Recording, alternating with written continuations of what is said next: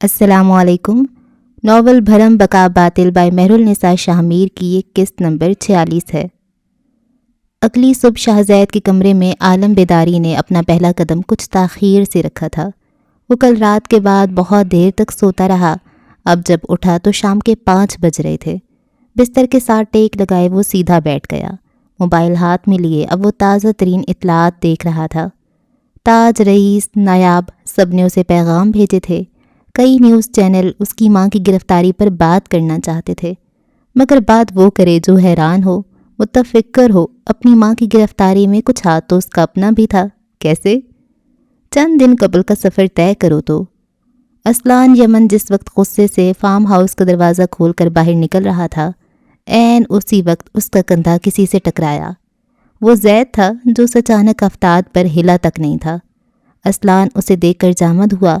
کتنے ہی لمحے وہ دونوں خاموشی سے ایک دوسرے کو دیکھتے رہے۔ اسے آرا سے دور رہنے کا کہنے کے بعد وہ آج اسے دیکھ رہا تھا۔ موم کیا چاہتی ہیں؟ بہت دیر بعد اس نے سوال کیا۔ میں تمہیں کیوں بتاؤں؟ فائدے میں رہو گے۔ تم سب نسلی خبیث ہو۔ آج تک کسی کو فائدہ دیا ہے تو تمہاری اپنی ذات ہوگی۔ وہ سخت لہجے میں پھنکارا۔ اب بھی میرا ہی فائدہ ہے؟ میرا چہرہ غور سے دیکھو زید، میں اسلان یمن ہوں، تلال بنگش نہیں جو تمہارے فائدے کے سامان کرے۔ بیزاری سے کہا۔ زید ہولے سے ہنسا۔ سٹریٹ پولز کی روشنی میں ان دونوں کے لمبے سائے تارکول کی کشادہ سڑک پر گر رہے تھے۔ جھومتے لہلہاتے درخت بڑی دل جمعی سے ان دونوں کو محو گفتگو دیکھ رہے تھے۔ تمہارا دماغ کچھ زیادہ گرم نہیں رہتا؟ مجھ پر ایک انسان کو ہمیشہ کے لیے ٹھنڈا کر دینے کا الزام بھی ہے۔ تم دوسرے انسان ہوگے اور اس بار یہ الزام نہیں ہوگا۔ وہ کہہ کر سامنے سے گزرنے لگا۔ زید کے لبوں کے کونے ایک شاطر مسکراہٹ میں ڈھل گئے۔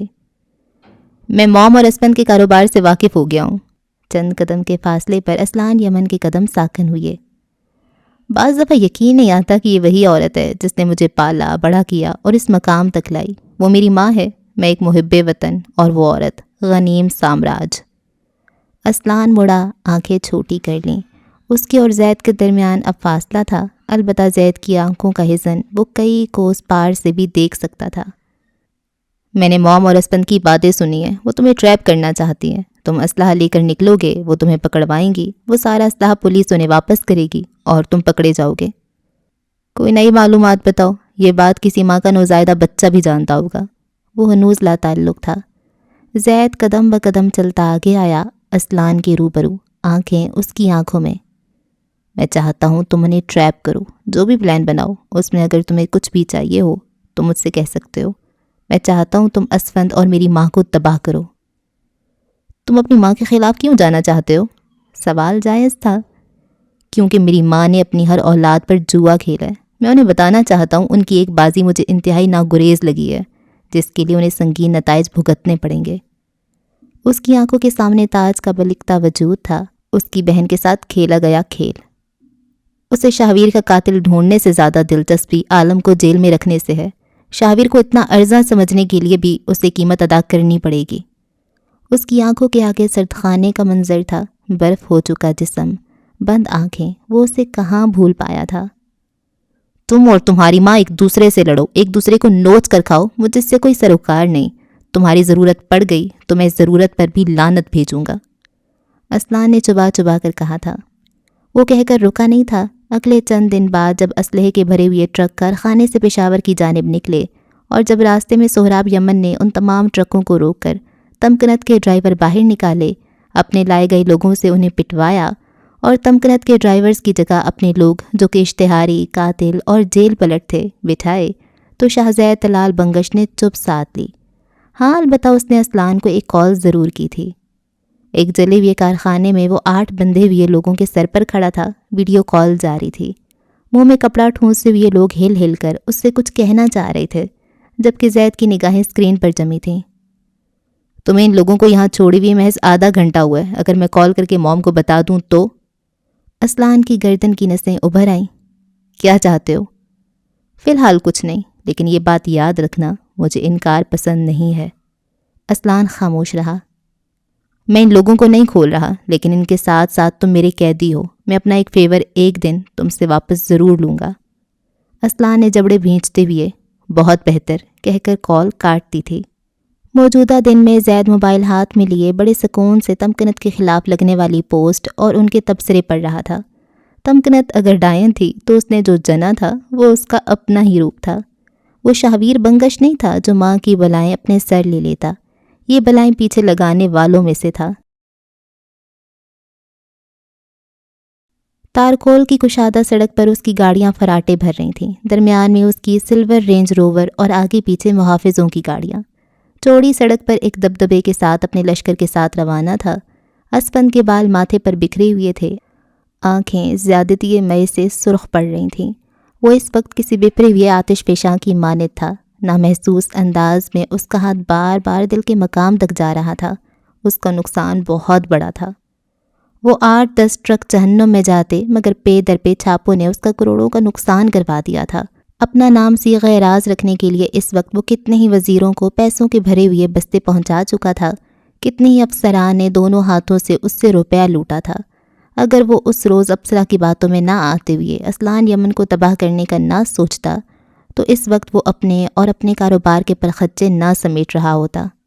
کئی گاڑیاں بیک وقت کارخانے کے باہر آ کر رکیں۔ اسپند نے ڈیش بورڈ سے پستول اٹھائی، گھوڑا چڑھایا اور اگلے چند پلوں میں وہ اپنے محافظین کی معیت میں تیز تیز قدم اٹھاتا اندرونی حصے کی جانب جا رہا تھا۔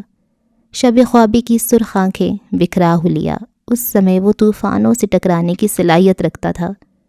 کارخانے کے فرش پر 8 ڈرائیور آڑے ترچھے انداز میں گرے پڑے تھے۔ اسپند کو دیکھ کر ان کی آنکھوں میں آس چمکی، مگر اس کے ہاتھ میں پستول دے کر آس ہوا ہوئی۔ وہ 90 تلے قدم لیتا ہوا نیچے آ کر بیٹھا۔ ایک آدمی کے منہ سے کھینچ کر رومال نکالا، وہ بھی اختیار کھانسنے لگا۔ سینے کا سارا نظام اتھل پتھل ہو گیا تھا۔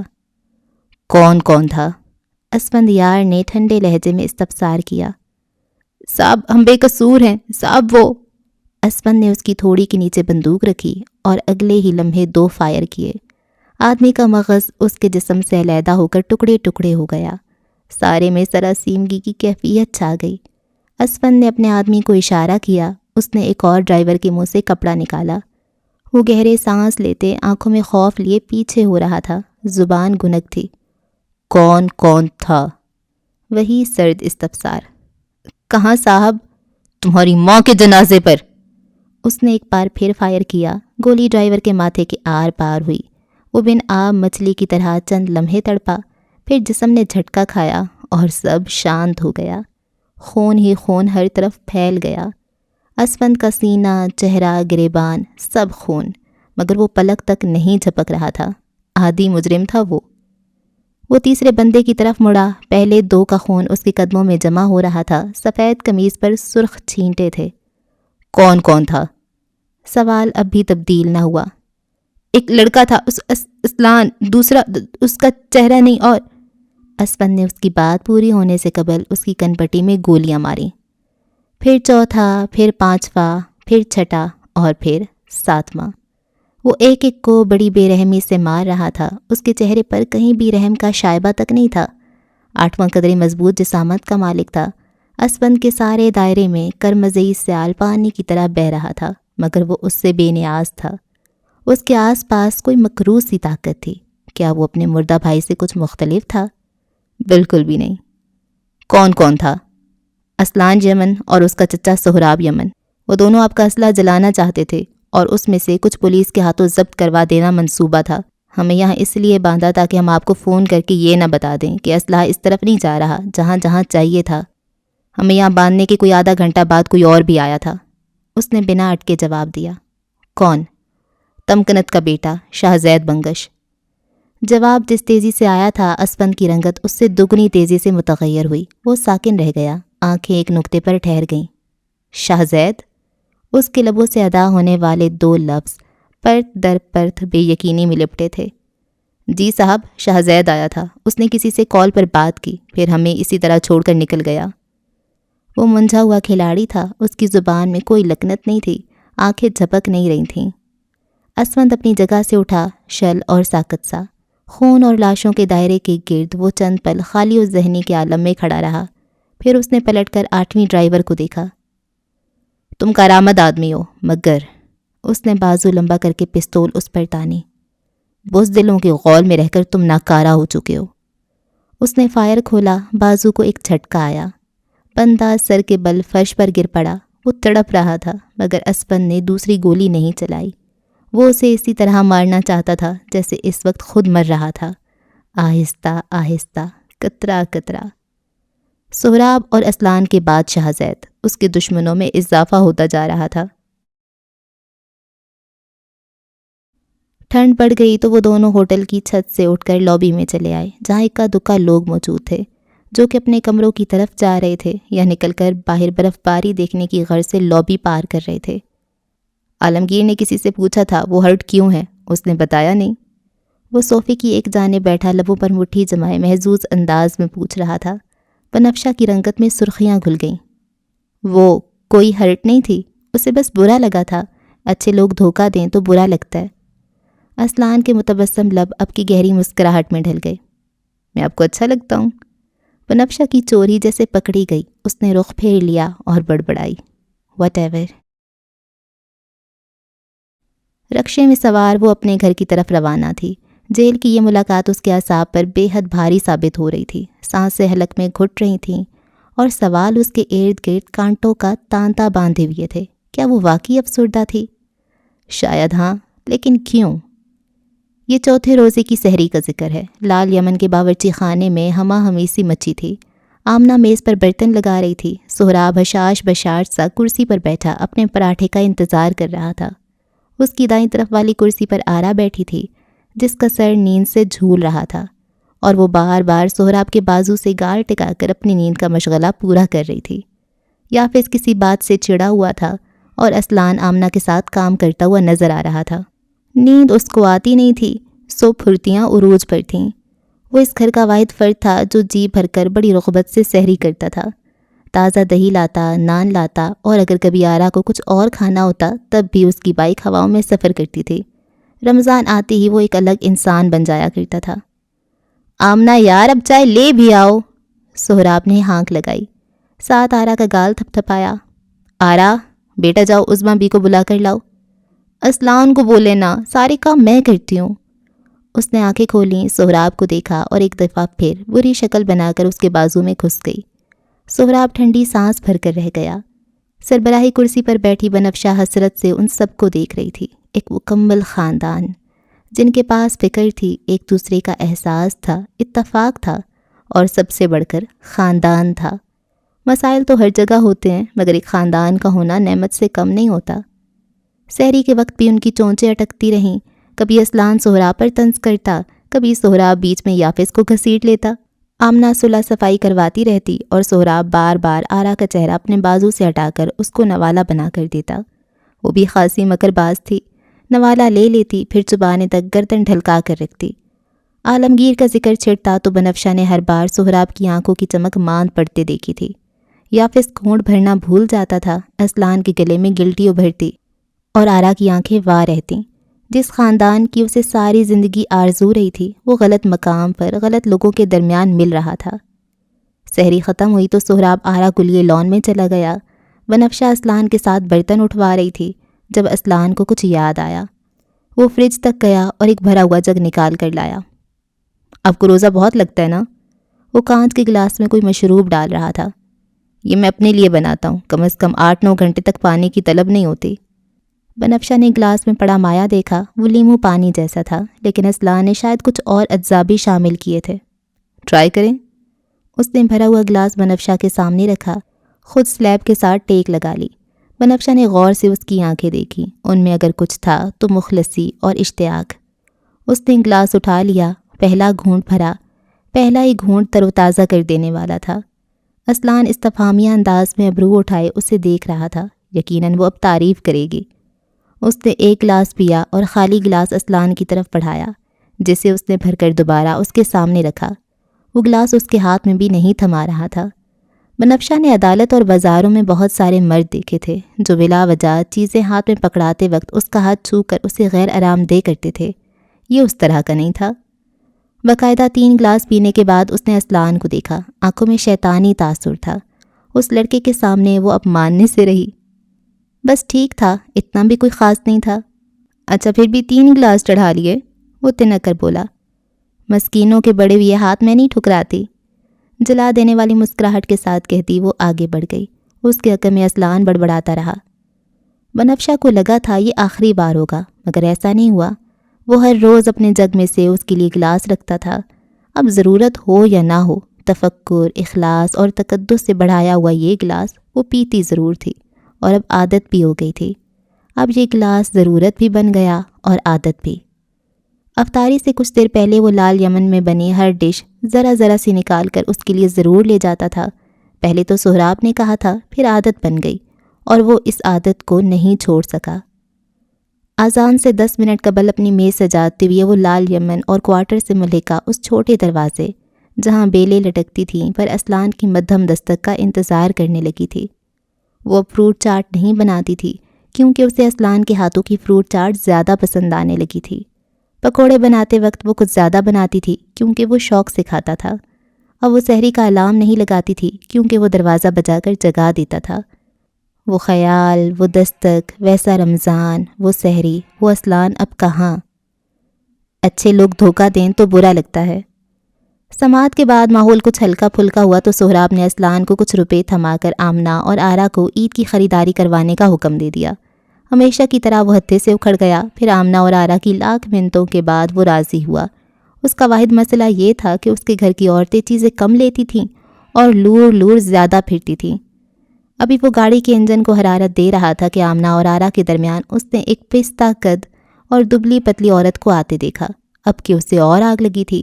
دو کے ساتھ ایک فری کی یہ اسکیم اسے ہرگز پسند نہیں آئی تھی، کیونکہ جتنی زیادہ عورتیں اتنی زیادہ خریداری، اور جتنی زیادہ خریداری اتنی زیادہ خواری۔ وہ جل کر انہیں دیکھ رہا تھا، البتہ وہ تینوں عورتیں ان کی باتیں کانوں تک جا رہی تھیں۔ بس خریداری کا ذکر چھیڑ دو اور پھر ان عورتوں کی شکل دیکھنے والی ہو جاتی تھی۔ بھائی میں تمہیں ایک بات بتاؤں؟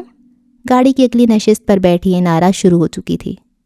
مجھے نہ وہ عورتیں سخت زہر لگتی ہیں جن کو ہمارے ڈراموں میں معصوم دکھایا جاتا ہے۔ ان کو نہ شاپنگ کرنی ہوتی ہے، نہ ان کو میک اپ چاہیے ہوتا ہے، نہ اچھے کھانے۔ معصوم بنانے کے چکروں میں ہم ان کو فرعون کی ممی بنا دیتے ہیں۔ کاش تم لوگ بھی فرعون کی ممیاں بن جاؤ، وہ زیر لب بڑبڑایا۔ اور سونے پر سہاگا لڑکی کا ہر لمحہ کیلکولیٹڈ ہوتا ہے۔ ہنسے گی تو بھی ایک حد تک، رونا تو اس کا مشغلہ ہوگا، اور گھر کی لاڈلی وہ الگ ہوگی، ہر وقت باپ بھائی کے کندھے سے چپکی ہوئی۔ آمنہ نے بھی اس گفتگو میں حصہ ڈالا اور پھر بحث ہی چھڑ گئی۔ کرداروں کے موازنے ہوئے، ان کے انجام اصل زندگی کے دشمنوں سے جوڑے گئے۔ روزے کے باعث چند چھوٹی موٹی گالیوں سے پرہیز کیا گیا، البتہ فلم ساز اور ہدایت سازوں کی شان میں وہ کلمے کہے گئے کہ الامان۔ اسلان شجاع یمن ان کے ساتھ آ کر پچھتایا۔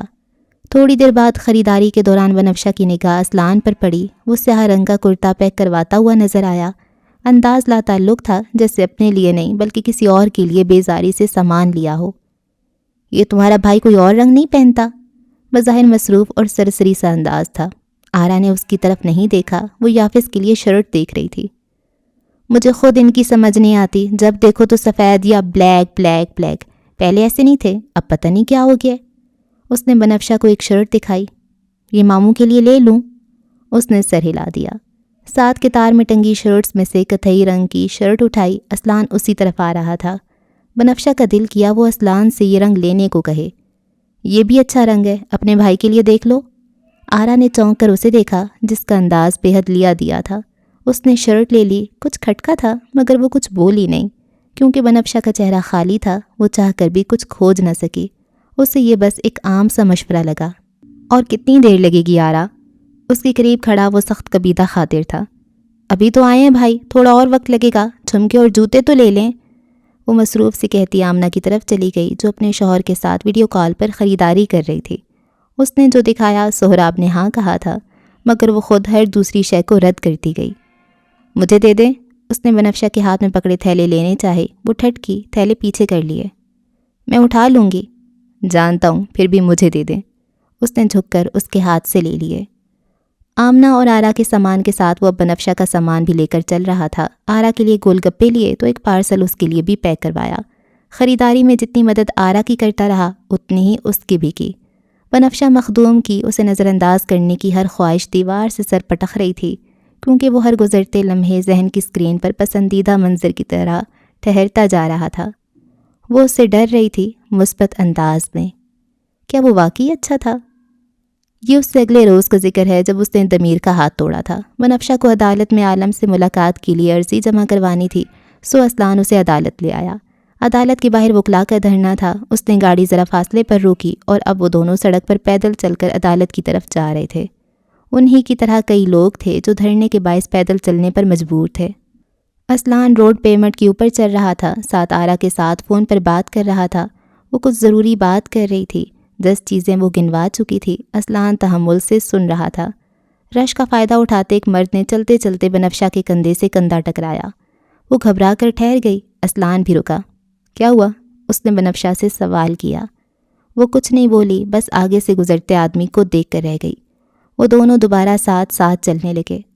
وہ اب کچھ محتاط انداز میں چل رہی تھی، جبکہ وہ آدمی اپنی رفتار سست کر چکا تھا۔ جو ہی بنفشہ اس کے قریب سے گزری، اس نے ایک بار پھر اسے چھوا۔ اسلان نے اسے دیکھا اور اس کا دماغ مانو کھول کر رہ گیا۔ وہ پیمنٹ سے نیچے اترا، چلتے ہوئے آدمی کو گریبان سے پکڑ کر اپنے سامنے کیا۔ موبائل کان کے نیچے دبا رہا اور اس نے گھما کر ایک سناٹے دار چانٹا اس کے منہ پر دھر دیا۔ یہ اتنا اچانک تھا کہ کئی لوگ ٹھہر گئے۔ بنفشہ کا خون خشک ہو گیا۔ وہ اڑی اڑی رنگت لیے اسلان کو دیکھ رہی تھی، جو اب کال کاٹتے ہوئے موبائل جیب میں ڈال رہا تھا۔ اس نے سامنے والے کا گریبان اب تک نہیں چھوڑا تھا۔ اسلان نے صرف ایک تھپڑ پر بس نہیں کی، اس نے 3-4 گھونسے اس قوت کے ساتھ مارے کہ سامنے والے کے منہ اور ناک سے خون بہہ نکلا۔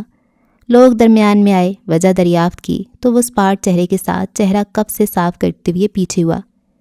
بی بی کو تنگ کر رہا تھا، اس نے برف لہجے میں جواب دیا۔ مجمع میں سے چند لڑکے دوبارہ اس مرد پر پل پڑے اور کچھ سرگوشیاں کرنے لگے۔ ایسی نیک تھی تو باہر کیوں نکالا؟ آئی بڑی پاک باز۔ اب ایسا تو ہوگا نا، باہر نکلیں گی تو یہ سہنا ہوگا۔ چند منٹ بعد وہ نیچے چل رہا تھا اور بنفشہ پیمنٹ پر۔ اب وہ اس کے کندھے تک آ رہی تھی۔ دونوں بہت خاموش تھے۔ پہلے ضمیر اور اب یہ، تم کتنے لوگوں سے لڑو گے؟ جو میرے سامنے کسی عورت کو ہراس کرے گا، ہر ایک سے لڑوں گا۔ ناروں کی آواز بلند تھی۔ سیاہ سفید لباس والے وکلاء کے درمیان سے راستہ بناتے ہوئے وہ دونوں عدالت کے اندر داخل ہوئے۔ فائدہ کوئی نہیں ہوتا اسلان، سب عورت پر ہی بات کرتے ہیں۔ وہ اس لیے کیونکہ عورت ہراسر کے سامنے خاموش رہتی ہے۔ تم جس مرد کے غلط ہاتھ کو برداشت کرو گی، وہ اسی دن اگلی 10 عورتوں کو اسی طرح چھوئے گا۔ تم ایک دفعہ اسے کال آؤٹ کرو گی، وہ اگلے 10 دنوں تک خوف میں رہے گا۔ اس معاشرے کی عورتوں نے اپنے ساتھ ظلم کیے، خاموش رہ کر غلط کو غلط نہیں کہا، بلکہ وکٹم بلیمنگ کی۔ عدالت کے احاطے کا جہنم جیسا غل بھی اس کی بات کے آڑے نہیں آ رہا تھا۔ اس نے چلتے چلتے گردن پھیر کر بنفشہ کو دیکھا۔ میں امید رکھوں گا اگلی بار آپ خاموش نہ رہیں۔ مجھے ڈر لگتا ہے۔ پہلے مجھے بھی لگتا تھا، اب نہیں لگتا۔ یہ خوف ہمارا ہے، سامنے والے کا نہیں۔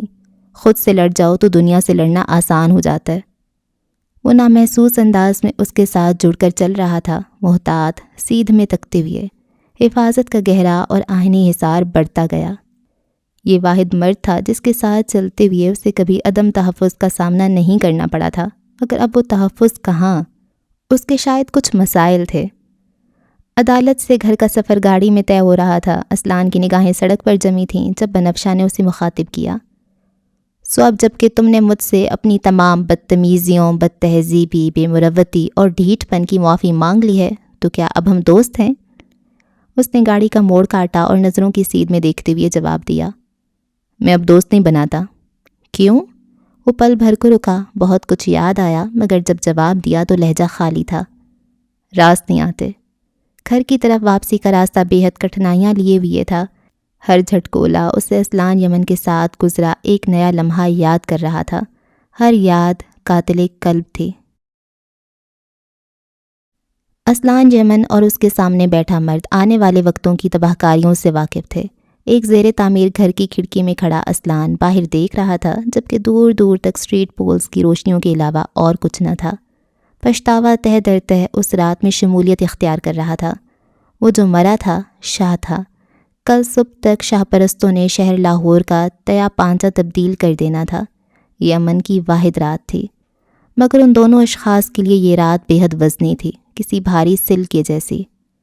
کیا وہ اتنا برا تھا کہ تم نے اس کے ساتھ ایسا ظلم کیا؟ خون سے خشک ہاتھوں کو یک ٹک تکتا نوجوان ساکن تھا۔ یہ ظلم نہیں تھا، بچاؤ تھا۔ انتقام ہر ایک کے لیے مختلف ہوتا ہے. کسی کے لیے انتقام طاقت کا اظہار ہوتا ہے، کسی کے لیے جنون، کسی کے لیے عادت. اس کی بھاری آواز اس زیر تعمیر مکان میں چند لمحے کے سکوت کے بعد گونجی. میرے لیے انتقام مجبوری تھا. انتقام سے قبل کی زندگی کیسی تھی؟ عالمگیر سب جاننا چاہتا تھا. اسلان نے گہرا گیلا سانس اندر کھینچا. بھرم. ماضی. ریسنگ ٹریک پر قطار میں 8 ہیوی بائکس کھڑی تھیں. شاہویر نے ایک نظر اسلان کو دیکھا. اس نے ہیلمٹ چڑھا لیا تھا، البتہ ریسنگ سوٹ نہیں پہنا. اس نے ایک بار بھی آس پاس بائکس پر بیٹھے لڑکوں کو نہیں دیکھا، یوں جیسے وہ ان سب لوگوں سے بے نیاز ہو، یعنی ہار جیت سے بے نیاز. فوکس کرو آئنسٹائن، شاہویر نے بلند آواز میں نصیحت کی. اسلان نے سنی اور سن کر فخر سے نظر انداز کی. ٹریک کی دائیں طرف مختصر ترین سکرٹ والی 2 شیزیں آ کر کھڑی ہوئیں. جھنڈا لہرایا گیا اور دوڑ کا باقاعدہ آغاز ہوا.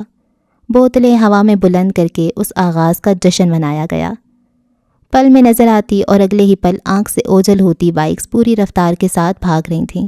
ہر کوئی اس دوڑ کو جیتنا چاہتا تھا. ہر کسی کی نگاہ چوکنا تھی.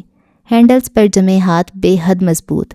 ان سب میں صرف وہ تھا جس کی آنکھیں مسرور تھیں. دستانوں سے پاک ہاتھوں نے ہینڈلز چھوڑ دیے. اب بائک بغیر گرفت کے چل رہی تھی. وہ بے خوف تھا. ہینڈل پکڑو، گر گئے تو مر جاؤ گے آئنسٹائن. اس کے ساتھ بائک چلاتا شاہویر حلق کے بل غورایا. اسلان نے ذرا دیر کو ہینڈلز پر ہاتھ جمائے. یہاں سے موڑنا تھا. اس نے بائک ایک طرف جھکا دی. دیکھنے والوں کو یوں لگ رہا تھا کہ اب گرے کہ تب، مگر وہ اس مہارت سے بائک اور خود کو سڑک سے ٹکرانے سے بچائی ہوئے تھا کہ زبان سے بس ایک لفظ نکل سکے: کمال. اور جو ہی موڑ ختم ہوا، اسلان نے بائک کے ہینڈل چھوڑ کر دونوں ہاتھ سینے پر باندھ لیے. گردن ہلکی سی پھیر کر شاہویر کو دیکھا اور بلند آواز میں بولا: آئنسٹائن ہوگا تمہارا باپ. اگلے ہی لمحے اس نے دونوں ہاتھ مضبوطی سے ہینڈلز پر جما کر ون ویلنگ شروع کر دی تھی. شاہویر اس پر لعنت بھیجتے ہوئے آگے بڑھنے کی تگ و دو میں تھا اور چند لمحوں بعد اس نے اسلان کی بائک کی رفتار میں ہلکی سی کمی محسوس کی. وہ دونوں جیت سے محض چند کوس کے فاصلے پر تھے، مگر اسلان نے ایک بار پھر بائک جھکا دی.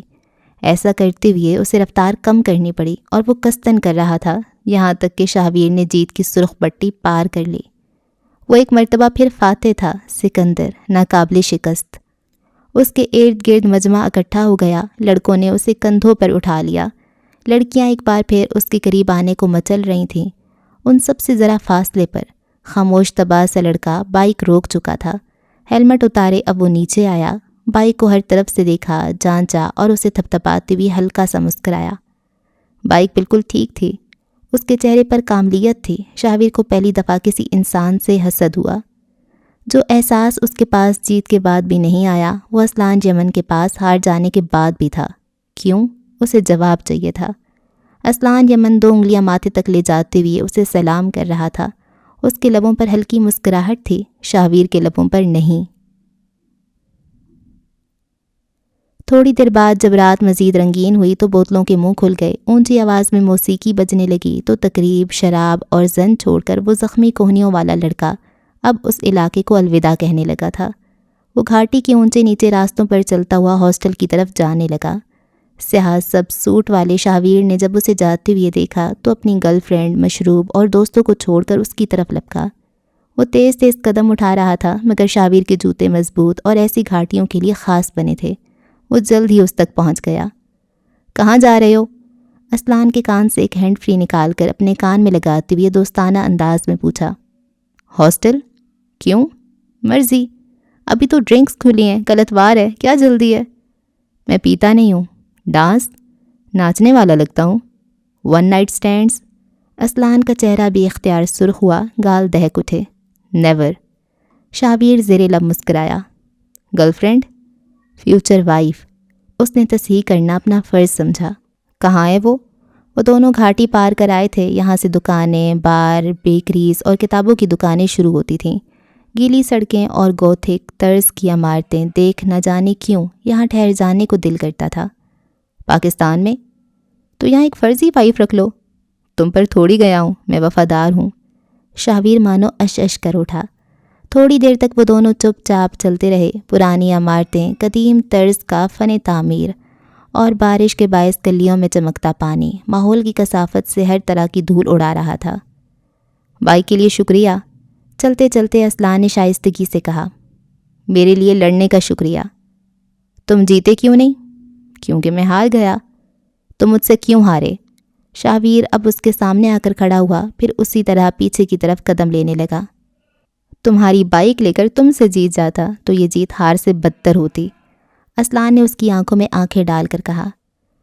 مجھ جیسے آبزرور کے سامنے خود کو جان بوجھ کر ہرانے کے بعد تم میری جیت کو بھی ہار میں تبدیل کر چکے ہو، مبارک ہو۔ اس لیے تم پارٹی چھوڑ کر یہاں آ گئے؟ اسلان مسکرا کر پوچھ رہا تھا۔ یہ لڑکا اسے کم برا لگنے لگا۔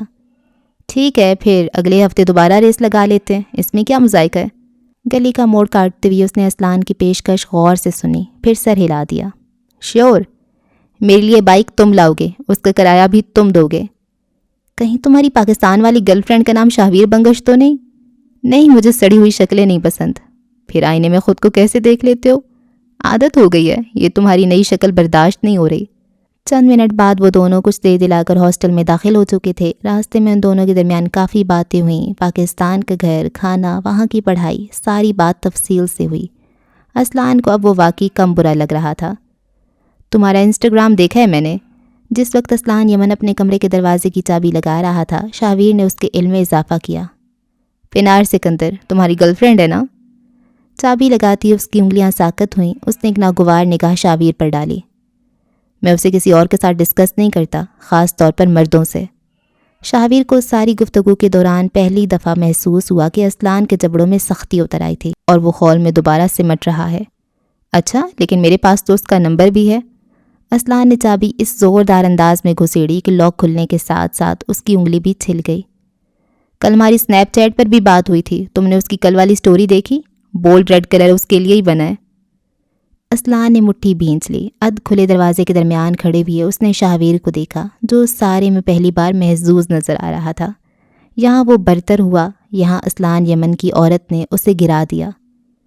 وہ ایک پبلک فگر ہے، بہت سے ایرے غیرے اسے دیکھتے اور فالو کرتے ہیں، اس میں کوئی نئی بات نہیں۔ دروازہ ٹھاک کی آواز کے ساتھ اس کے منہ پر مارتے وہ اندر داخل ہوا۔ شاہویر نے لاک گھما کر دروازہ کھولا اور بڑی استحقاق کے ساتھ اندر داخل ہوا۔ ساتھ موبائل پر کچھ کھول کر اسلان کو دکھایا۔ وہ جو اس کے اس کمرے میں موجودگی پر بپھر گیا تھا، موبائل پر پنار کی چیٹ دے کر اس کے سینے کی آگ میں کچھ اور اضافہ ہوا۔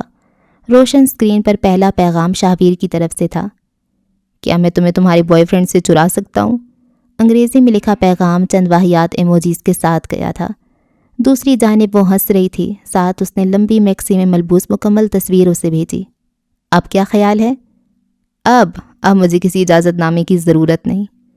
اسلان نے موبائل نیچے پھینک کر اس کا کالر جکڑا۔ وہ قد اور جسامت میں اس سے چھوٹا تھا، البتہ آنکھوں کی کمینگی میں وہ ابلیس کو مات دے سکتا تھا۔ مجھ سے مقدس صحیفہ اٹھوا لو، مجھے آج صبح پتہ چلا یہ تمہاری گرل فرینڈ ہے، ہم دونوں اسکول کے وقت سے دوست ہیں۔ وہ اسلام آباد میں رہتی ہے اور تم لاہور میں، دوستی تمہاری ماں نے کروائی؟ شاہویر نے تپا دینے والی مسکراہٹ کے ساتھ اپنا کالر چھڑوایا۔ کمال ہے، اپنی گرل فرینڈ کے بارے میں اطلاعات ہی نہیں ہے تمہیں۔ ہم 8ویں میں تھے جب وہ اسلام آباد شفٹ ہوئی، اس کے بعد بھی اس کا اور اس کے خاندان کا ہمارے گھر آنا جانا رہا ہے، فیملی فرینڈز یو نو۔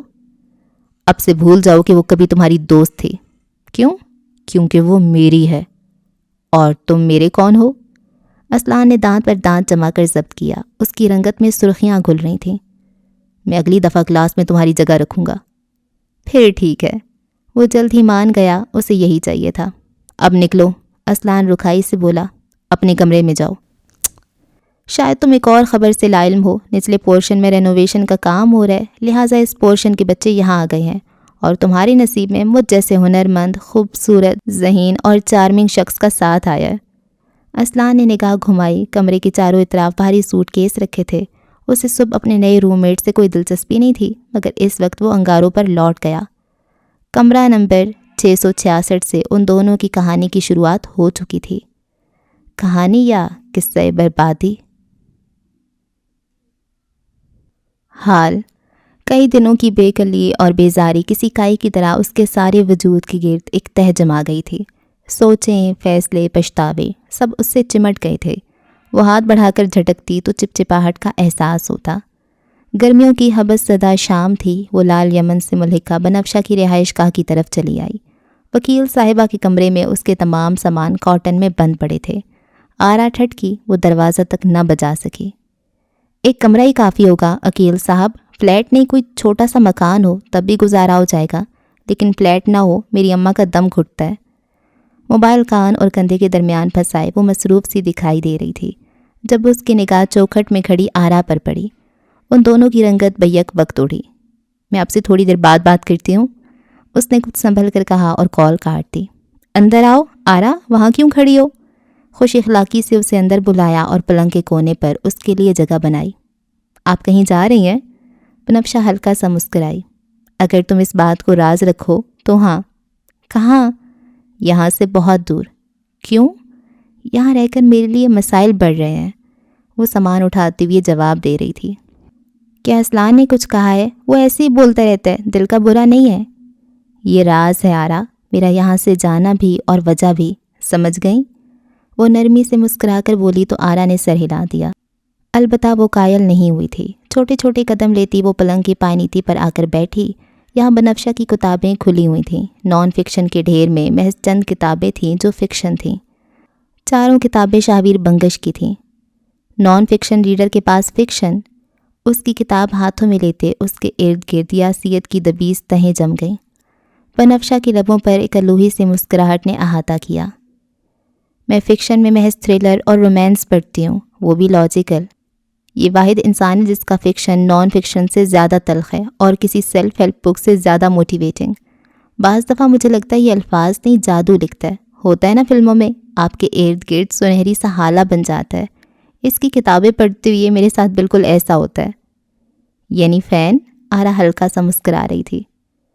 صرف فین بول کر میرے اور میرے جذبات کی توہین مت کرو۔ اگر یہ لکھاری لکھے گا تو میں کچھ بھی پڑھ سکتی ہوں، کچھ بھی، کہیں بھی، کیسے بھی۔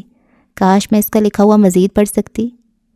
وہ آپ کا بھائی ہے، میں نے کبھی اس کی کتاب یہ دیکھ کر نہیں اٹھائی۔ میرے لیے وہ بس ایک آرٹسٹ ہے، ایک بہترین آرٹسٹ۔ آرا بڑبڑائی۔ تم بھی فین ہو؟ آرا نے نگاہیں کتاب پر جمائے ہوئے نفی میں سر ہلایا۔ اس آدمی کی کتابیں میری زندگی کا ٹرننگ پوائنٹ ہیں، وہ ایک بہترین آرٹسٹ ہے۔ تھا، بنفشہ نے زور دے کر کہا۔ آرا خاموش رہی، کچھ بھی نہ بولی۔ وہ الماری کھولے اب کچھ کپڑے نکال رہی تھی۔ آرا اس کی کتابیں ترتیب سے رکھتی جا رہی تھی۔ تمہاری فیوریٹ کتاب کون سی ہے؟ بہت ساری ہیں، لیکن سب سے زیادہ لائٹس آؤٹ۔ بنفشہ ٹھٹکی۔ ایک منٹ، تم ڈارک رومانس پڑھتی ہو؟ چند جوڑے ہاتھ میں لیے وہ آرا کی طرف مڑ کر پوچھ رہی تھی۔ اور اب آپ مجھے میری ریڈنگ چوائسز پر جج کریں گی؟ بالکل کروں گی۔ اگر آرا کو لگا تھا کہ وہ بات بدلے گی تو ایسا نہیں ہوا۔ میں غلط کام کو جج کروں گی آرا؟ مجھے سمجھ نہیں آتی، ہم کتاب کو کتاب سمجھ کر کیوں نہیں پڑھ سکتے؟ ہم ہر دفعہ یہ کیوں سوچتے ہیں کہ ایک کتاب ہمارے مورلز خراب کر دے گی، ہماری سوچ بدل دے گی یا پھر ہمیں بے حیا بنا دے گی؟ ایسا نہیں ہوتا۔ انسان کی زندگی میں بہت مسئلے ہوتے ہیں، اور اگر ان کے بیچ کوئی ڈارک رومانس آپ کو اچھا محسوس کرواتا ہے، آپ کو بتاتا ہے کہ آپ بھی چاہے جا سکتے ہیں، آپ کی زندگی بھی خوبصورت ہو سکتی ہے، اس میں غلط کیا ہے؟ تفریح سمجھ کر پڑھ لو اور بس۔ آج کی تفریح کل کا ادب کہلائے گا۔ ادب ہی بے ادب ہو گیا تو انسانی اخلاقیات بھول جائے گا۔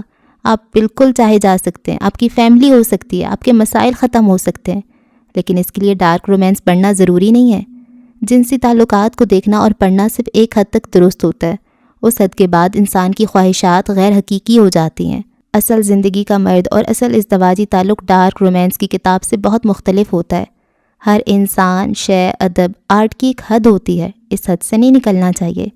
جو کتاب آپ اپنے باپ، بھائی یا چھوٹے بہن بھائیوں کے سامنے نہیں پڑھ سکتے، اس کتاب پر آپ کا جج ہونا بنتا ہے۔ آرا کے چہرے کے تاثرات بگڑ گئے، گال پھولے ہوئے تھے اور ماتھے پر بل تھے۔ بنفشہ کو وہ اس وقت بے حد پیاری لگی۔ اس نے آگے بڑھ کر آرا کے گال پر چٹکی کاٹی۔ کتنی کیوٹ ہو تم، مسکرا کر کہا۔ اچھا یہ بتاؤ تمہیں ڈارک رومانس کیوں پسند ہے؟ انارا کی آنکھوں میں آسمان کے سہارے تاروں کی چمک اتری۔ وہ پلنگ پر آگے کو ہوئی، چہرے پر جوش تھا۔ جو کتابیں میں پڑھتی ہوں اس میں ایک قاتل، ظالم، مافیا آدمی کو جب محبت ہو جاتی ہے تب وہ نرم ہو جاتا ہے۔ مجھے اچھے لگتے ہیں وہ مرد جو باقی دنیا کے لیے ظالم ہوں اور آپ کے سامنے بے بس۔ وہ ساری دنیا کو جوتے کی نوک پر رکھتا ہو، لیکن آپ کے لیے وہ ساری دنیا سے بغاوت کرنے کو تیار ہو۔ لوگوں سے غصے میں بات کرتا ہو، آپ سے پیار سے۔ وہ چاہے جتنا برا ہو لیکن اپنی عورت کے سامنے اس کا سارا تنتنا جھاگ بن جاتا ہو۔ وہ نرم سی محبت نہ کرتا ہو، کچھ سخت ہو، کنٹرولنگ ہو، حد سے زیادہ پوزیسو ہو۔ بنفشہ کئی ثانیوں سے ترہم سے دیکھتی رہی، کس طرح نام نہاد لکھاریوں نے گھر کی 4 دیواری میں رہنے والی بچیوں کے دماغ کے ساتھ کھیل کھیلے تھے، کس طرح انہوں نے انسانی فطرت کے بدلنے کے دھوکے معصوم کچے ذہنوں میں بھر دیے تھے۔ وہ آرا کو بتانا چاہتی تھی یوں نہیں ہوتا، وہ کہنا چاہتی تھی غصہ ور مرد غصہ ہی کرے گا، چاہے سامنے ملازم ہو یا بیوی۔ مار دھاڑ کرنے والا مرد مارے گا، سامنے بیوی ہو یا کاروباری حریف۔ شادی سے پہلے عورتوں کو چیزیں سمجھ کر انہیں استعمال کرنے والا شادی کے بعد سدھر جائے گا، اس کی کوئی ذمہ داری نہیں۔ حد سے بڑے ہوئے حدوں میں بڑی کٹھنائی سے آتے ہیں۔ تمہیں لگتا ہے اصل میں ایسا ہوتا ہوگا؟ کیسا؟ تم ابھی اس کو محبت سمجھتی ہو آرا، میں نے ڈارک رومانس پڑھا ہے، وہاں ہر دفعہ مرد برتری پر ہوتا ہے، جنسی تعلق قائم کرتے ہوئے اس کی بیوی یا پارٹنر کی حیثیت کچھ نہیں ہوتی، اس کی تکلیف خاک ہوتی ہے اور اس کی مرضی غیر ضروری۔ ہمارے دماغوں کے ساتھ کھیلا جا رہا ہے۔ جس مرضی نہ پوچھنے کو تم رومانس سمجھ رہی ہو وہ ریپ ہے، اور ہم اس کلچر کو بڑھاوا دے رہے ہیں۔ وہ اس کی پارٹنر ہوتی ہے۔ یہی سب پڑھنے والے مرد کسی عورت کے ساتھ زیادتی کرتے وقت سوچتے ہیں اسے بھی اچھا لگا ہوگا، کیونکہ ان ناولز میں مرد چاہے جو کرے اسے جسٹیفائی کر دیا جاتا ہے کہ اس کی پارٹنر کو اچھا لگا، وہ اسے فاحشہ بلاتا ہے۔ کیا یہ محبت ہے؟ کیا یہ معیار ہے؟ اسے پڑھ کر کل گالیاں عام ہوں گی، تم یہ جانتی ہو؟ لیکن ہر دفعہ ایسا نہیں ہوتا۔ بعض کتابوں میں بس رومانس کی مقدار زیادہ ہوتی ہے، لیکن مرد اپنی بیوی کی عزت کرتا ہے۔ بنفشہ نے تعصب سے نفی میں سر ہلایا۔ اور وہ ازدواجی تعلقات کی فیری ٹیل کا کیا؟ یہ ریٹن پورنوگرافی ہے، تم مانو یا نہ مانو۔ آپ زیادہ سوچ رہی ہیں۔ اور تمہیں لگتا ہے یہ حقیقت ہے؟ ڈارک رومانس میں پایا جانے والا مرد اصل میں ہوتا ہے؟ بالکل ہوتا ہے۔ ایک قاتل، ظالم، کرپٹ، ایڈکٹ مرد کو جب محبت ہو جائے تو وہ اپنی عورت کے لیے سدھر جاتا ہے۔ بنفشہ نے نفی میں سر ہلایا۔ رہزن کبھی رہبر نہیں بنتے آرا۔ ہیزل آنکھوں والی لڑکی اس کی بات نہیں سن رہی تھی۔ بنفشہ کو اس کی سوچ سے خوف آیا، اسے آج کی نسل کے لیے خوف آیا۔ تم نے مجھے اب تک کچھ جواب نہیں دیے، بنفشہ کہہ رہی تھی۔ مثلاً یہ کہ اسفندیار انصاری جوہر 40 میں ذاتی دلچسپی کیوں رکھتا تھا؟ وہ کہاں ہے؟ اسفندیار انصاری نے اندرون لاہور کی کوٹھی کے صحن میں کھڑے اکبر سے پوچھا۔ اکبر نے اسے غور سے دیکھا، اس کی حالت ابتر تھی۔ کوٹھی میں اڑتی اڑتی خبر میں ان سب نے سنا تھا کہ اسفند کا کوئی نقصان ہو گیا ہے، مگر اس وقت اسے سامنے اس حالت میں دیکھتے ہوئے اس پر ترس آ رہا تھا۔ اوپر ہے، آہستگی سے گردن جھکا کر جواب دیا۔ باقی سب اسے اوپری منزل کی طرف جاتے ہوئے دیکھتے رہے۔ وہ غیظ کا پیکر تھا، اس وقت اسے روکنا جان سے جانے جیسا تھا۔ وہ اوپر آیا، کمرے میں جانے کی بجائے آج اسے یہیں رکنا پڑا۔ ابصرا اس کی طرف پیٹ کیے کھڑی تھی، کھلی چھت پر آسمانوں کو تکتی وہ بے فکر سی تھی۔ آہٹ سن کر وہ مڑی، اسفند کو دیکھا اور مسکرائی۔ کیا بات ہے خادم، اس دفعہ آتے آتے دیر کر دی؟ اسفند تیر سے آگے آیا۔ تم دیکھ رہی ہو کیا ہو رہا ہے؟ میرا کتنا نقصان ہو گیا ہے۔ تم چاہتی تھی اسلان کا نقصان ہو، اور بدلے میں سارے خسارے میرے حصے میں آئے ہیں۔ وہ آدمی سہراب، وہ میرے ساتھ کھیل گیا ہے۔ تم چاہتی تھی جوہر 40 وہ حل کرے، تمہارے تمام فیصلے میرے حق میں غلط ثابت ہوئے ہیں۔ اس کی آواز پھٹی ہوئی تھی۔ ابصرا اسے دیکھتی ہوئے آگے آئی، اپنا ایک ہاتھ اس کے گال پر ٹکایا اور گردن ڈھلکا دی۔ تم تو میرے سپہ سالار تھے، تم یوں عین میدان جنگ میں مجھے تنہا کرو گے؟ اسفند نے تلخی سے اس کا ہاتھ جھٹکا۔ میں تنگ آ گیا ہوں، یہ خون خرابہ، یہ انتقام، میں اس سب سے تنگ آ چکا ہوں۔ ابصرا نے اس کا ہاتھ تھام کر اسے نیچے بٹھایا اور خود اس کے سامنے آ کر بیٹھی۔ وہ اس پر کوئی سحر سا پھونک رہی تھی۔ آنکھیں بند کرو اور وہ وقت یاد کرو جب تم آزاد تھے، ایک اچھی زندگی گزار رہے تھے، اور تمہاری اس زندگی میں بھونچال لانے والی وہ عورت ہے جسے تم دوست کہتے ہو۔ آنکھیں بند کر کے پپوٹوں کے پار اس کی آنکھیں جہاں کھلی، وہ ریاست امریکہ کا شہر تھا، واشنگٹن۔ ایک بڑے سے ہال میں انسانی حقوق کے متعلق کوئی سیمینار منعقد تھا۔ اگلی رو میں 3 پاکستانی بیٹھے تھے، اسفندیار انصاری، ماضی میں سوشل ایکٹیوسٹ اور حال کا سیاستدان، رابعہ پرویز، ماضی کی ہیومن رائٹس لائر اور حال میں جوہر 40 کی وکٹم، لیلا علی، ماضی کی ایکٹیوسٹ اور حال میں کہانی کے پنوں سے غائب۔ وہ ایک خواجہ سرا تھی۔ اسفند، رابعہ اور لیلا یونیورسٹی کے زمانے سے دوست اور ساتھی ورکر تھے۔ لمحات ٹوٹے بکھرے تھے، کہیں وہ تینوں اکٹھے کسی تنظیم کے ساتھ تھے، کہیں وہ دونوں واشنگٹن کے کسی سپورٹس کلب میں تھے، کہیں وہ اکٹھے ہنس رہے تھے اور کہیں ایک ساتھ مغموم۔ وہ دو دوستیں اسفند کی زندگی کا بہترین دور تھیں۔ اس نے تمہاری دوستی کا فائدہ اٹھاتے ہوئے تمہاری جڑیں کھوکھلی کیں، تم سے تمہارے دوست چھین لیے۔ بند آنکھوں کے پار کوئی منظر تھا، وہ اس منظر میں غوطہ زن تھا۔ وہ تینوں رات گئے دیر سے گھر واپس جا رہے تھے۔ اسفند یار گاڑی چلا رہا تھا، رابعہ آگے بیٹھی تھی اور لیلا پچھلی نشست پر۔ تم کیا چاہتے ہو، میں کیا کروں؟ رابعہ متذبذب تھی۔ اسفند نے غور سے اسے دیکھا۔ ٹو بی آنیسٹ، تم وومن کی فاؤنڈر ہو اور مجھے تمہاری نیت پر کوئی شک نہیں۔ البتہ میری ماں اس تحریک میں صرف اس لیے آنا چاہتی ہے کیونکہ اسے ووٹ چاہیے، اور میری ڈیئر فرینڈ تمکنت مشہوری چاہتی ہے۔ لیکن یہ بھی سچ ہے کہ وہ دونوں تمہارے کام آ سکتی ہیں۔ دونوں کے تعلقات ہیں، فنڈز دلوا سکتی ہیں، لوگ لا سکتی ہیں۔ اگر تم چاہو تو میں انہیں تمہاری طرف سے ہاں کہہ دوں گا، ورنہ انکار کر دیں گے، بڑی بات نہیں۔ وہ ایک بار پھر کسی مخمصے کا شکار ہو گئی، سمجھ نہیں آیا کیا کہے کیا کرے۔ تمہارا دل نہیں مان رہا تو نہ کر دو رابی۔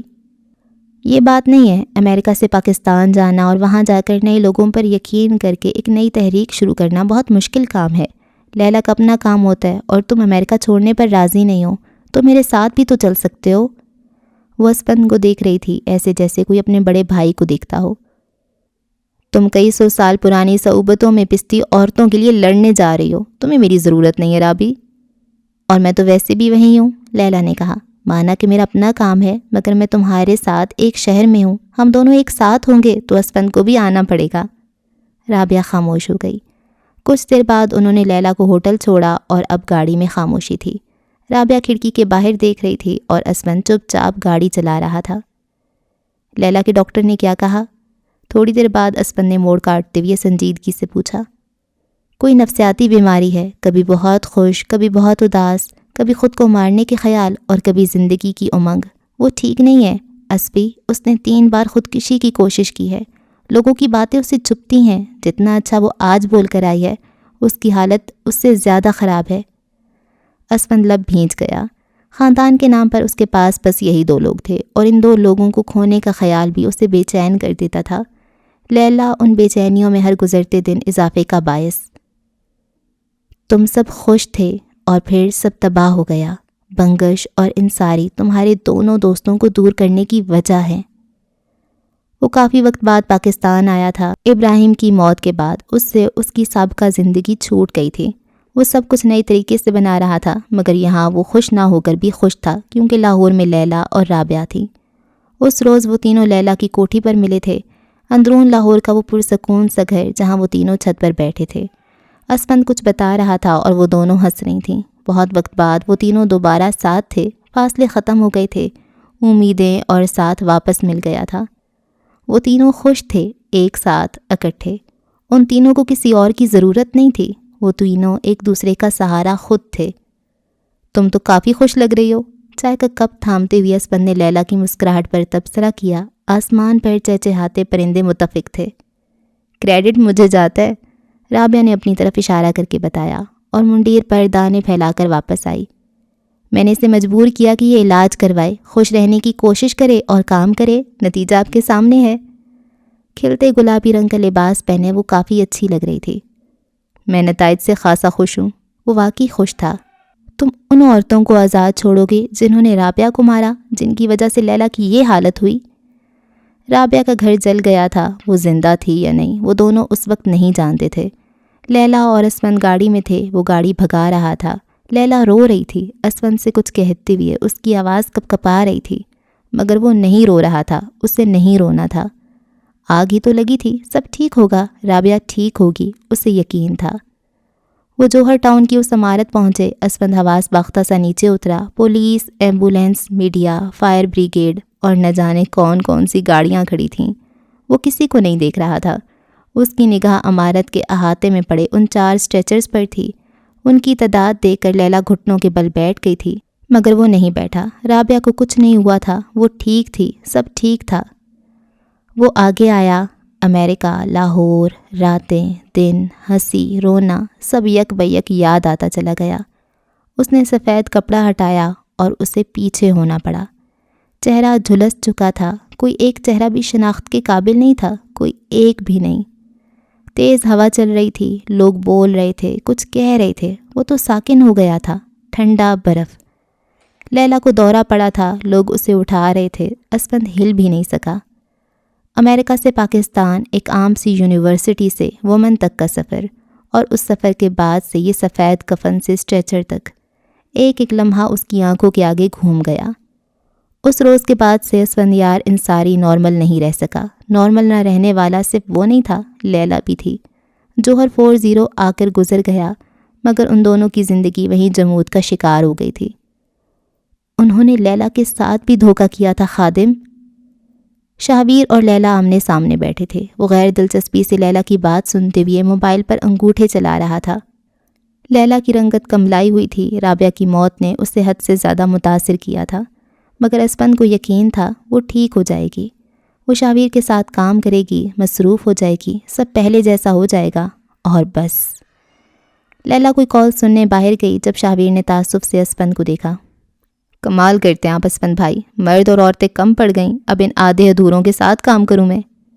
شہابیر تم، آئی ایم سوری لیکن انہیں دیکھ کر بھی گھن آتی ہے، کام تو دور کی بات، میری طرف سے انکار ہے۔ دروازے پر کھڑی لیلا ساکن ہو گئی تھی۔ اسفندیار انصاری نے اس روز کے بعد سے لیلا کو نارمل نہیں دیکھا، آج تک نہیں۔ بنگش اور انصاری اس کے خاندان کو ختم کرنے والوں میں سے تھے، انتقام اس پر لازم تھا۔ جیلر کے کمرے سے واپسی پر عالمگیر یمن اور روشن رحمان کے ہاتھوں میں ہتھ کڑیاں تھیں، چہرے پر مزید زخم اور لباس کے اندر کا جسم۔ اس پر لگی ضربوں کا قصہ قلم کے لیے امر مشکل ٹھہرا۔ ان کی دائیں بائیں چلتے اکھڑ بیزار چہروں والے افسران نے ان کے بازو سختی سے تھامے ہوئے تھے، یہاں تک کہ عالم ان کی انگلیاں اپنی کثرتی بازو میں دھنستی محسوس کر سکتا تھا۔ جیل آ کر چند دن تک اپنے حقوق کی پرچار کرنا آسان ہوتا ہے، مگر رفتہ رفتہ سسٹم کا کھوکھلا پن رگوں میں اس حد تک گھس جاتا ہے کہ انسان خاموشی ساتھ لیتا ہے۔ عالم نے بھی وہی کیا۔ جیل اسے کھا رہا تھا اور اب بچاؤ مشکل تھا۔ وہ چپ چاپ چل رہا تھا، لب سیدھی لکیر میں بند، سانولی رنگت میں سرخیاں گھل رہی تھیں۔ یمن خاندان کا سب سے خوبرو، غنی اور بے نیاز مرد جیل کی سختیاں کاٹنے پر مجبور تھا۔ جیل کی کوٹھڑی میں لا کر ان دونوں کو کسی بے ضرر شے کی طرح پھینکا گیا۔ عالم نے صورت سے دیوار کا سہارا لیا، جبکہ روشن توازن برقرار نہ رکھتے ہوئے گرا۔ بہت دیر تک دونوں کے درمیان خاموشی رہی۔ تھوڑی دیر بعد وہ دونوں خاموشی سے اکتا گئے۔ تم نے مجھے کیوں بچایا عالم؟ مخالف سمت بیٹھے، دونوں بازو گھٹنوں پر رکھے اندھیری کوٹھڑی میں وہ دونوں وجوہات کے متلاشی تھے۔ میرے سامنے کسی انسان کے ساتھ زیادتی ہوگی تو میں خاموش نہیں رہ سکتا۔ میں تمہارا دشمن ہوں۔ تم صرف ایک انسان ہو۔ جب ظلم ہو رہا ہو تب سامنے والے سے کوئی رشتہ گانٹھنا ضروری نہیں، سامنے والا انسان ہے اور بس۔ دو قیدیوں کے درمیان خاموشی کا طویل وقفہ درایا۔ عالمگیر بنفشہ اور اپنی ملاقات کے متعلق سوچ رہا تھا۔ اسے اسلان سے بات کرنی تھی، مگر اس روز کی لڑائی کے بعد کوئی سپاہی اس کے قریب پھٹکتا بھی نہیں تھا۔ جیلر کی طرف سے عالم پر خاص پابندیاں عائد ہو گئی تھیں۔ بنفشہ مقدمہ چھوڑ چکی تھی، سہراب اس سے ملنے نہیں آ رہا تھا، اسلان سے اس کی کوئی بات ہو نہیں رہی تھی۔ زندان اب کے صحیح معنوں میں زندان ثابت ہو رہا تھا۔ طلال صاحب تمہیں بہت پسند کرتے تھے۔ کوٹھڑی کی در و دیوار سے روشن کی خالی کھوکھلی آواز ٹکرائی۔ جب تم نے بی بی کو دھوکہ دیا تب وہ بہت دل برداشتہ ہوئے تھے۔ میں نے کوئی دھوکہ نہیں دیا تھا، تمہاری بی بی نے مجھے چھوڑا تھا، وہ ترش روی سے بولا۔ روشن نے چونک کر گردن اٹھائی، نگاہوں میں تحیر تھا۔ میں اسے چھوڑ سکتا تھا کیا؟ جب میں طلال صاحب سے بھی مل چکا تھا تب میرے پاس کیا جواز تھا اسے چھوڑنے کا؟ تم نے بی بی کو بد کردار نہیں کہا تھا؟ کسی عورت کے لیے ایسے الفاظ منہ سے نکالنا عالم کی شان کے خلاف ہے۔ نہ وہ لہجے پر زور دیتا نہ وہ جتاتا تھا، پھر بھی وہ کچھ کہہ دے، کسی الزام کی نفی کر دے تو اس کی بات پتھر پر لکیر کی مانند۔ تمہارے مالک جھوٹے ہیں، انہوں نے تمہیں بھی غلط کیس میں پھنسا دیا ہے، مجھے یقین ہے، یا پھر وہ تمہیں پروٹیکٹ کر رہے ہیں۔ وہ ایسا کر سکتے ہیں، بلکہ زید ایسا کر سکتا ہے، کیونکہ تم اس کے ابا کے پسندیدہ ملازم تھے۔ تم نے اپنی بیٹی سمیت 3 عورتوں کو جان سے مار دیا تو ظاہر ہے وہ تمہیں بچائیں گے۔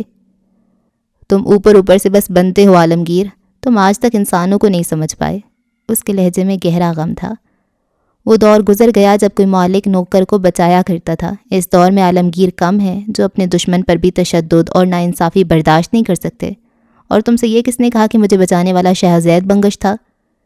اس کے الفاظ گہرے اور مفہوم سے آری تھے۔ عالم آنکھیں چھوٹی کیے اسے تک رہا تھا، دل ہی دل میں اس کے الفاظ دہرا کر وہ انہیں یاد کر لینا چاہتا تھا۔ مالک ملازم کو نہیں بچاتے، مالک ان کی قربانی دیتے ہیں۔ کوئی باپ اپنی بیٹی کو نہیں مارتا، شاید وہ قتل قبول کرنا اس کی مجبوری ہو۔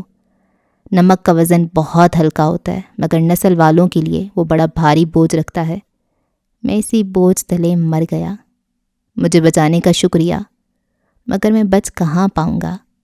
اس نے عالم کی طرف دیکھا، خوبرو قیدی اسی کی طرف متوجہ تھا۔ جتنی محبت تم اپنی بیٹی سے کرتے تھے، اس سے دگنی محبت میں نے اپنی بیٹیوں سے کی ہے۔ یہ اظہار تھا جس پر عالمگیر چاہ کر بھی طنز نہ برسا سکا۔ اس کی زبان کو یکلخت لکوا لگ گیا تھا۔ زندان میں محیب سرد خاموشی در آئی۔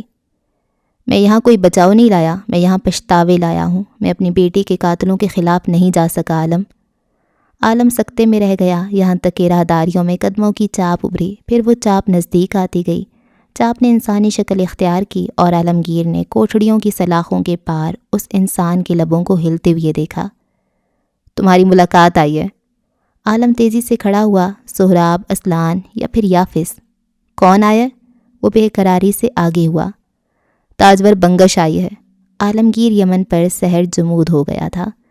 کتنے برس، کتنے ماہ، کتنی بے نور بے کل راتوں کے بعد آج وقت احتساب آیا تھا۔ کیسے کیسے المناک شب و روز کے بعد آج مجرم چل کر مقتول کے پاس آیا تھا۔ حساب؟ چلو آج حساب رہنے دیا جائے۔ اوکے جی، تو اس ایپیسوڈ کو یہاں پہ ختم کرتے ہیں۔ اور وہ خواجہ سرا ہے، وہ جو اپسرا ہے وہ لیلا ہے، اور وہ اسپن کی دوست ہے خادم، اور خادم اس سے الگ ہی طرز سے بات کرتا ہے جیسے وہ اس کا کوئی مرید ہو یا اس کا چاہنے والا ہو۔ اینی ویز یہ تین دوست ہوتے ہیں، رابعہ، لیلا اور اسپند، اور جو رابعہ ہے وہ ماری جاتی ہے جوہر 40 میں۔ ایک وہ ہوتی ہے، ایک روشن کی بیٹی ہوتی ہے، اور ایک اور بھی تو تھی، عالم کی تھی، بیوی تھی، ہے نا؟ عالمگیر کی ایک بیوی تھی نا، ان میں ایسا کچھ تھا نا، ہے نا؟ تو یہ تین تھی، اور ایک اور پتہ نہیں اب کون ہوگا۔ تو اب وہ جوہر 40 کا بدلہ لے رہی ہے لیلا سب سے، لیکن وہ تو بہت عرصے سے قتل ہو رہے تھے۔ تو میں بھی پریویلیج کلر کوئی ایک تنظیم ہے اور ان میں لیلا شامل ہو گئی ہے، کچھ ایسا ہوا ہوگا۔ اور اسلان نے قتل کیا ہے کہ نہیں یہ بھی نہیں پتہ، اور وہ شاویر کا دوست بن جاتا ہے۔ اچھا، ایک کسی سین میں تھا نا کہ اسلان دیکھتا ہے پینار کو کسی مرد کے ساتھ، وہ اچانک جب جاتا ہے اس کے گھر میں تو وہ کسی کے ساتھ رہ رہی ہوتی ہے، تو وہ میں بھی شاویر ہو۔ شاویر کا جو ابھی پاس نکل کے آ رہا ہے نا، وہ ایک پلے بوائے والا ہے، فلرٹ ہے، ہر کسی کے ساتھ وہ کرتا ہے، ٹائم پاس کرتا ہے، فلرٹ کرتا ہے اور نکل لیتا ہے، اور ایک برا کردار ہے وہ۔ آرا کے ساتھ پتہ نہیں وہ سیریس تھا یا اسلان کو تنگ کرنے کے لیے تھا اس کے ساتھ، who knows۔ خیر، شاہزید، دونوں ٹوینس میں سے کوئی ایک تو اچھا ہونا چاہیے، یہاں پہ فی الحال دونوں برے ہیں، تو مے بھی ایک ہی ہو جو پہلے بھی برا ہو اور اب بھی برا ہو، شاہزید شاویر ہی ہو وہ۔ اور کیا ہوا ہے، اور عالمگیر کی روشن کے ساتھ دوستی ہو جائے گی تو مے بھی یہ اسے اپنے سارے راز بتا دے، ہے نا؟ اور اسلان اور بنفشہ کا وہ اچھے سینس چل رہے ہیں۔ بنفشہ کو تو پسند آ گیا، اسلان کو بھی پسند ہی ہوئے گی۔ خیر جی، اس میں چھوٹے چھوٹے سبق ہیں بہت زیادہ، جو لیکن مین تھیم ہے وہ فیمنزم ہی ہے، اور عورتوں کی عزت اور یہ ساری باتیں جو کنفیوژنس رہتی ہیں کہ فیمنزم کیا ہے، یہ ہے وہ ہے، تو اس کا جو مین تھیم مجھے وہی لگتا ہے۔